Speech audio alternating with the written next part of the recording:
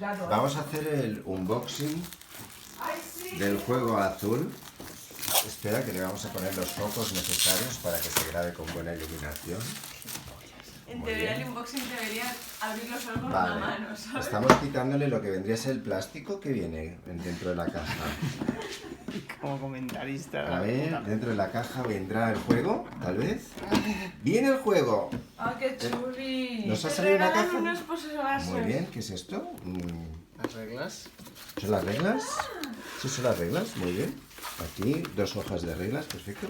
¿Qué viene aquí? Cositas. Ah, unos posavasitos. Vasos. No sé, ¿cómo se quitaría el posavasos? Tipo... Sí, son Ah, muy troqueles. bien, perfecto. ¿Esto qué sería? Los paneles de cada jugador, ¿no? Las ¿Cuántos vienen de paneles para jugadores? vienen 6, ¿no? O sea, ¿cuántos jugadores pueden jugar? No, 4. 4 jugadores máximo, ¿vale? Y 9 posavasos máximo. Saquito. Oh, un saquito, buena calidad. No está mal. Aquí se podría pues jugar a otros juegos. Por ejemplo, juego del saco. O metérselo. Bueno. ¿Y qué más Y tiene? azulejos. Azulejos, qué bonitos, ¿no? Chulada. Es plástico de buena calidad, creo, ¿no? Muy buena calidad. Se ven de buena calidad. Esto es, me parece cheddar. ¿Eh? Yo me lo comía esto. ¿Sí? Y esto es este. También me recuerda a una especie de gominolas o caramelos de Sí, esos. caramelitos, ¿verdad? ¿Tú sabes los de toffee? Oh, tofe. Caramelos toffee.